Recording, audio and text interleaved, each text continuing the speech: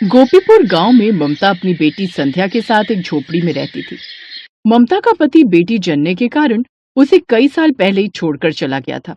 उसके जाने के बाद ममता ने संध्या का पालन पोषण अकेले किया। वो दोनों माँ बेटी दिन रात खेत में काम करके सुंदर सुंदर फूलों की खेती करते थे और फिर उन फूलों को बाजार में बेचकर पैसे कमाया करते थे, जिससे उनके घर का थोड़ा बहुत गुजारा चल जाया करता था। वो दोनों अपने इस छोटे से काम से कमाई करके भी खुश थे, लेकिन उनकी पड़ोसन कामिनी से उनकी यह खुशी बर्दाश्त नहीं होती थी, क्योंकि कामिनी भी अपने पति किशोर के साथ फूलों की खेती करती थी, लेकिन वो अपने मुरझाए हुए फूलों को भी काफी महंगे में बेचती थी, जिससे उनके पास ग्राहक कम आते थे। एक रोज ममता बाजार से फूल बेचकर घर आई तो संध्या अपनी माँ के लिए पानी लेकर आई। माँ, ये लो पानी पियो। मेरी बच्ची मेरा कितना ख्याल रखती है। मैं जानती हूँ माँ, आप अकेले इतना काम करके थक जाती हैं, इसीलिए तो कहती हूँ आप फूल बेचने बाजार जाती हो तो मुझे भी अपने साथ लेकर जाया करो, ताकि मैं भी आपकी थोड़ी मदद कर दिया करूँ। नहीं मेरी बच्ची, तू अभी भी मेरी कितनी मदद करती है खेतों में, यही मेरे लिए काफी है, और अभी से मैं तुझ पर ज्यादा बोझ नहीं डालना चाहती। अच्छा संध्या, आज फूल बेचकर अच्छी कमाई हुई है, ये लो आज की कमाई, इसे भी संभाल कर बक्से में रख दो, आने वाले बुरे वक्त में ये हमारे काम आएंगे। लेकिन उनकी पड़ोसन कामिनी, जो अक्सर उनके घर पर नजर गड़ाए बैठी रहती थी, उसने खिड़की से उन दोनों को बातें करते हुए सुन लिया। गुस्से में वो घर आई। उसकी शक्ल देख उसके पति ने कहा, क्या हुआ भाग्यवान, क्यों इतने गुस्से में हो? मुझे तो लगता है पैसे कमा कमा कर ये दोनों माँ बेटी एक दिन बड़ा सा घर ले लेंगी और हम यहीं इस कच्चे मकान में रह जाएंगे। जानते हो हमारे खेत उनके खेत से कितना बड़ा है, और उसके खेत के मुकाबले हमारे खेत में कई तरह के फूल भी उगते हैं, लेकिन फिर भी पता नहीं क्यों लोगों को उनके फूल ही पसंद आते हैं। हमारे फूल तो इतने बिकते ही नहीं। वो इसलिए भाग्यवान क्योंकि कामिनी हमारी तरह खेतों में दवाई नहीं डालती, बल्कि दिन रात मेहनत करके फूल उगाती है। और पता है ना, उसके फूलों से कितनी अच्छी खुशबू भी आती है। उसके फूलों की खुशबू तो पूरे बाजार में महकती है। अब बस भी करो उसके गुणगान करना और ये सोचिए कि हम उसे सबक कैसे सिखाएं। ममता और संध्या जितनी मेहनत से पैसे कमाते थे, उतना ही उनके पड़ोसी उनसे जलते थे। शाम को जब ममता के घर जाने का समय होता है तो उसके सारे फूल बिक गए होते, लेकिन कामिनी के फूलों की बिक्री तो आधी भी नहीं हुई होती। वो भी बाजार में खड़े हुए थे और ममता के सारे फूल बिकने की वजह से किशोर और कामिनी उससे जल भुन जाते हैं। ऐसे तो ये औरत हमारा धंधा बंद करवा कर रहेगी। लगता है अब इसको सबक सिखाना ही पड़ेगा। आपने बिल्कुल सही कहा जी, लेकिन हम करेंगे क्या? मेरे पास एक तरकीब है। तुम्हें याद है, मैं पिछले हफ्ते शहर गया था तो वहां मुझे मेरा दोस्त राजू मिला था, जो कि एक दवाई की कंपनी में काम करता है। वहां से मैं एक दवाई लेकर आया था। कैसी दवाई? फिर किशोर उसे उस दवाई के बारे में बताता है। आधी रात को वो दोनों पति पत्नी ममता के खेतों में जाते हैं और उसके सभी फूलों पर एक जहरीली दवाई छिड़क देते हैं, जिसकी वजह से ममता के खेतों में उग रहे सभी फूल मुरझा जाते हैं और पूरी तरह काले पड़ जाते हैं। प्लान कामयाब रहा। अब आएगा मजा। अगली सुबह जब ममता अपने खेत में आती है तो वहाँ का नजारा देख हैरान रह जाती है। हे भगवान, ये हमारे फूलों को क्या हो गया? हमने तो इनकी कितनी देखभाल की थी, लेकिन ये रातों रात आखिर इन फूलों को क्या हो गया? ये अचानक क्यों काले क्यों पड़ गए? अब हमारा क्या होगा? हे भगवान, हम बर्बाद हो गए। ममता की आंखों में आंसू आ जाते हैं। संध्या उसे हौसला देते हुए कहती है, माँ संभालो अपने आप को, आप चिंता मत करो, मैं हूं ना, हम दोनों मिलकर सब ठीक कर देंगे। आप ही कहते हो ना, कभी हिम्मत नहीं हारनी चाहिए।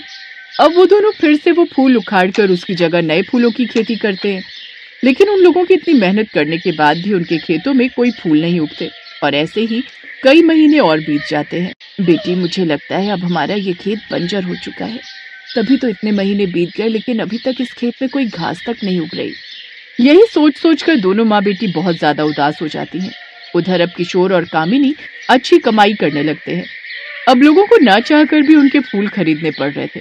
ऐसे ही एक दिन जब दोनों माँ बेटी अपने खेत में मायूस होकर बैठी होती हैं, तभी कामिनी वहां आती है। हाय, सुनकर बड़ा दुख हुआ ममता बहन, लेकिन अब तुम ही बताओ, अब तुम इस बंजर जमीन का क्या ही करोगी? अब तो तुम्हारी ये बंजर जमीन कोई खरीदेगा भी नहीं। ये आप कैसी बातें कर रही हैं? हमने कब कहा कि हमें अपना खेत बेचना है? अरे गुस्सा क्यों होती हो? मैं तो तुम्हारे भले के लिए कह रही थी, नहीं तो मुझे क्या। ये कहकर वो वहां से चली जाती है। अब वो जैसे तैसे अपनी बचत से गुजारा चला रहे थे, लेकिन कुछ समय बाद उनके पास वो पैसे भी खत्म हो जाते हैं। अब तो ऐसा समय आ जाता है कि उनके पास खाने के लिए भी कुछ नहीं होता। उधर किशोर और कामिनी अब खूब कमाई करके पैसे उड़ा रहे थे, जिससे अब उन दोनों में काफी घमंड भी आ गया था और अब वो सब गांव वालों पर अपना रौब जमाने लगे। एक रोज उन्होंने सबको दावत पर बुलाने का विचार किया ताकि गांव में सबको पता चल सके कि उनके पास कितने पैसे हैं।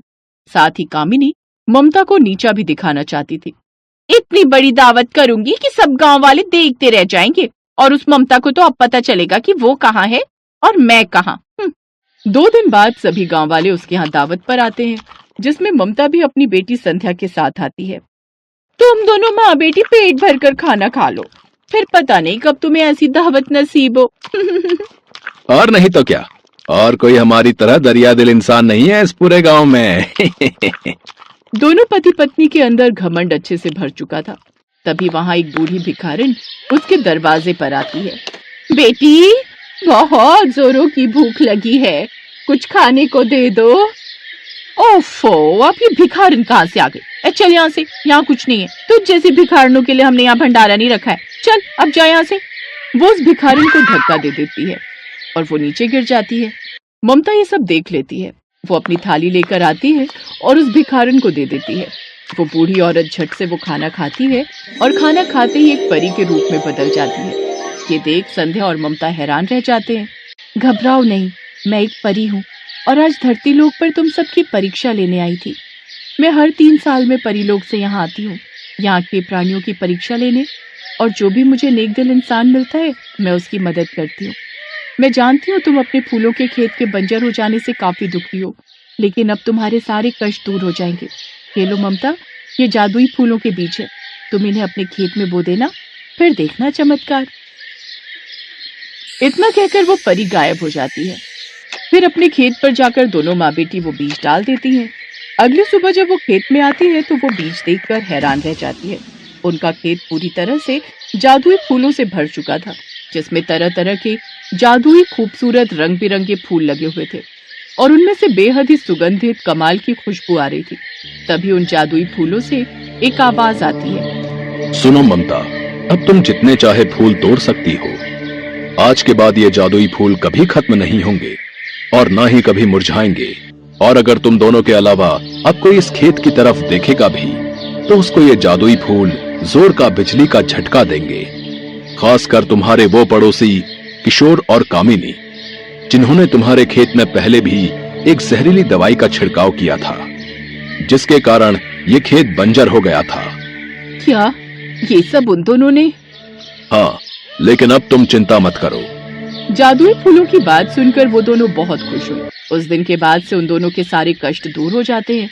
उनकी कमाई पहले से 4 गुना बढ़ जाती है, इससे वो काफी अमीर बन जाती हैं। तो वहीं दूसरी तरफ किशोर और कामिनी का काम अब पूरी तरह से ठप पड़ जाता है और उनके सभी पैसे भी खत्म हो जाते हैं, जिससे अब उनके भूखे रहने तक की नौबत आ जाती है।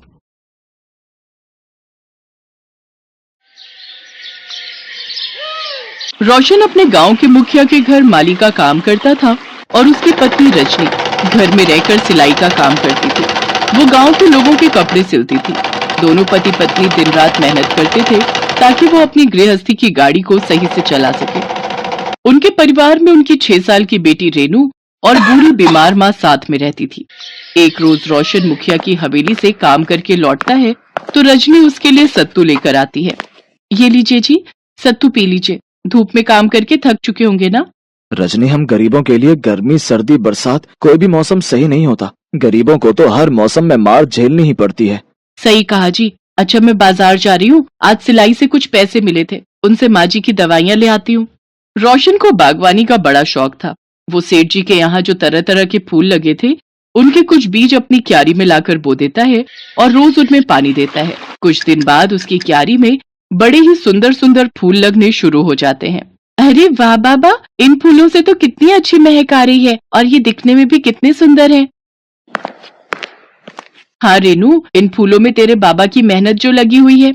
माँ, कल रानो दीदी की शादी में हम सब जा रहे हैं ना, तो मैं वहाँ क्या कपड़े पहन कर जाऊँ? बेटी, बक्से में तेरी जो फ्रॉक रखी है तू उसे पहन जा। नहीं माँ, हर शादी में मैं वही पहन कर जाती हूँ। पिछले 3 साल से मैं हर दिवाली, शादी और यहाँ तक कि अपने और अपनी सहेलियों के जन्मदिन में भी उसे ही पहनती हूँ। अब मुझे नए कपड़े दिलवाओ, मैं उसे पहन कर नहीं जाऊंगी। रजनी ये सुनकर दुखी हो जाती है। बहू, वो इतना कह रही है तो उसे नए कपड़े दिलवा देना। माँ जी, नए कपड़ों के लिए पैसे नहीं है। जो पैसे थे उनसे घर का राशन और आपकी दवाइयाँ आ गई। तो फिर ठीक है माँ, मैं भी शादी में नहीं जाऊंगी, नहीं जाऊंगी, नहीं जाऊंगी। रेनू रोते हुए वहां से चली जाती है। रजनी को अपनी बेटी का टूटा दिल देखकर दया आ जाती है। फिर वो अपना एक पुराना भारी दुपट्टा निकालती है जो कि एकदम फीके रंग का होता है। ये दुपट्टा तो बहुत फीके रंग का है, अब इसमें ऐसा क्या करूं कि ये रंग भरा हो जाए। रजनी की नजर अपने बगीचे में लगे रंग बिरंगे फूलों पर जाती है। वो उन फूलों को तोड़ती है और उस दुपट्टे पर सिलाई करने बैठ जाती है। उस फीके दुपट्टे को काटकर वो उसकी चोली और लहंगा बना देती है। फिर वो तरह तरह के रंगीन फूल लगाकर उनसे बहुत ही सुंदर लहंगा बना देती है और दरवाजे की दहलीज पर बैठी हुई रेनू के पास लेकर जाती है। देख रेनू, तेरी माँ ने तेरे लिए क्या बनाया है? तेरे लिए नया फूलों का लहंगा। ये तो बहुत ही सुंदर है माँ, और इन फूलों से कितनी अच्छी खुशबू आ रही है। ये तो मुझे बहुत पसंद है। रेनू अगले दिन शादी में वही लहंगा पहनकर जाती है। उसका लहंगा देख सभी उसकी बहुत तारीफ करते हैं। अरे वाह रेनू, तेरा लहंगा तो बहुत ही सुंदर लग रहा है। ये तो दुल्हन के लहंगे से भी अच्छा है। सच में, मुझे भी अपने लिए ऐसा ही लहंगा लेना है। तुमने इसे कहाँ से खरीदा? ये तो मेरी माँ ने मेरे लिए सिला है। क्या सच में? रजनी, ये फूलों वाला लहंगा तुमने बनाया है? कुछ दिनों में इसकी मौसी की शादी है। मैं चाहती हूँ तुम उसकी शादी के लिए ऐसा ही एक ब्राइडल लहंगा तैयार करो और एक मेरी बेटी के लिए भी ऐसा ही लहंगा बनाओ। जितने पैसे लगेंगे मुझे बता देना। फिलहाल ये रखो एडवांस। आपका बहुत बहुत शुक्रिया। सभी उस शादी में रेनू के लहंगे की बहुत तारीफ करते हैं। शादी में ही रजनी को ढेरों ऑर्डर मिल जाते हैं। ये देख रजनी और रोशन बहुत खुश होते हैं। रजनी उन एडवांस मिले पैसों से बाजार से कुछ कपड़ा खरीद कर लाती है। फिर उनमें अपने बगीचे के फूलों से सिलाई करती है और ब्राइडल वाले लहंगे पर लाल गुलाबों के फूल से सिलाई करती है। ये लीजिए जी, सभी 80 ऑर्डर कंप्लीट हो चुके हैं। अब आप इन्हें ग्राहकों के घर पहुंचा दीजिए। अब हमारी सारी परेशानियां दूर हो जाएंगी। हम माँ जी का इलाज अच्छी जगह करवाएंगे और अपनी रेनू के लिए नए नए कपड़े खरीद सकेंगे। सही कहा रजनी, अब हमारे अच्छे दिन शुरू हो गए। अब रजनी के बनाए हुए फूलों वाले लहंगे को हर कोई, दुल्हन हो या रिश्तेदार, शादी और पार्टियों में पहनना चाहते थे। अब तो उसे शहरों से भी कई ऑर्डर आने लगे। देखते ही देखते उसकी खूब कमाई होने लगी। रोशन ने भी मुखिया का काम छोड़ दिया। अब वो खुद के फूलों के बगीचे में नए नए फूल उगाता, जिससे रजनी लहंगे बनाती। कुछ सालों में ही उन्होंने गांव में ही बड़ा सा शोरूम खोल लिया, जहां शहरों से और दूसरे राज्यों से लोग उसके लहंगे खरीदने आते हैं। अब उनकी सारी परेशानियां खत्म हो चुकी थी और वो काफी अमीर हो गए।